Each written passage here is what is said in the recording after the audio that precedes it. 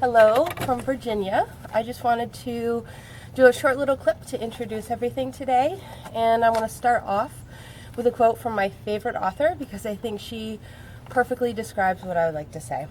So, Robin Kimmerer and Braiding Sweetgrass, page 337.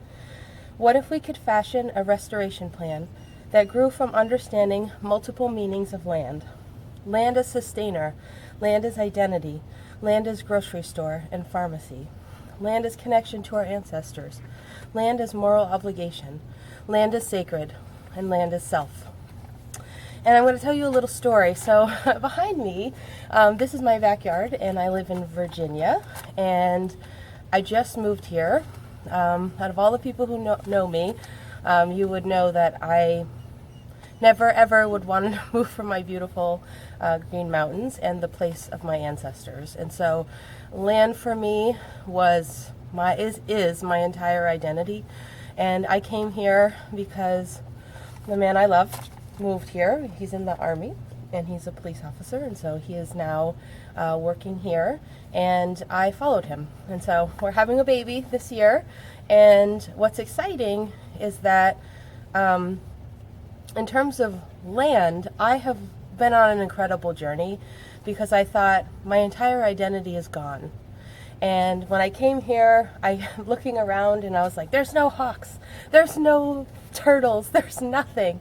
And the first day I was here, when I was complaining that there were no hawks and that how could I possibly be happy in a place where there are no hawks, there was a big one that sat right out over on my garden on the post, and I was like, okay, fine, so there's one.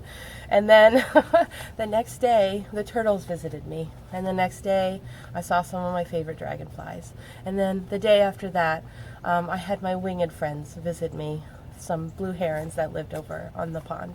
So my friend, just before I left, my friend and mentor Fred Wiseman told me that the land, Mother Earth herself, is everywhere, and no matter where you go, she supports you.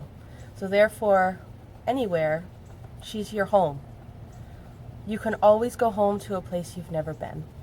And so, for me, I'm learning about all my relations, not just about my immediate family and my ancestors that guide me, but I'm learning about other ancestors here and my other relations and expanding my web. So for me, land is everything that I am, and land is not a static term for us. When I wake up in the morning, so I wanted to get up this morning and show you the sun as it was coming over, but it was a little bit too cold and I thought my battery would die. But I pray every morning and I thank the sun for being here. I have an active participation part in the world itself. And so without Wabanaki people, we're the first people that see the light of dawn. When the sun comes up, we say thank you. And we pass it to the west.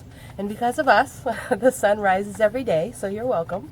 But it also means that everything around us, when we say that all things are animate in our world, it goes deeper, because everything that's part of creation is a person. And if you're a person, you have will, and you have thoughts of your own. You have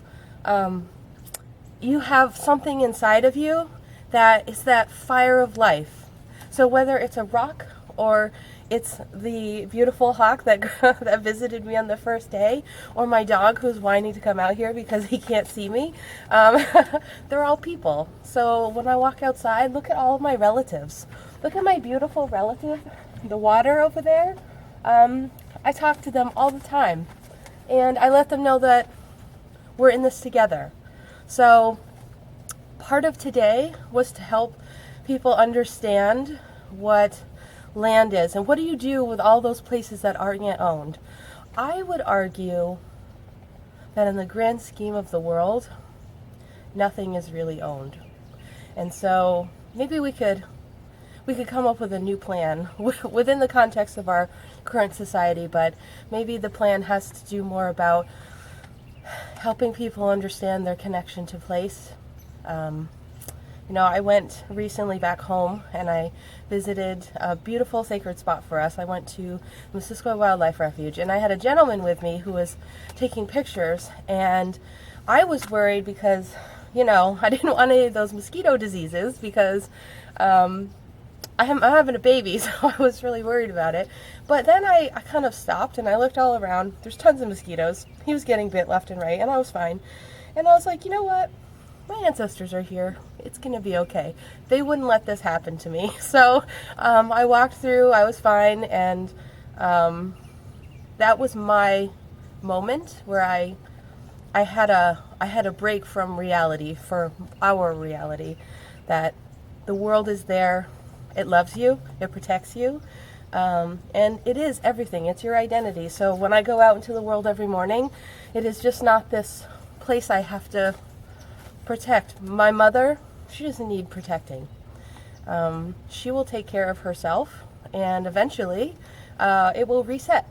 And so for us, I like to think of land as my relative that we always have to be in a reciprocal relationship with. So I hope you enjoy today, and I will be here throughout the day on the web. So please ask me questions and feel free to email me anytime. Bye.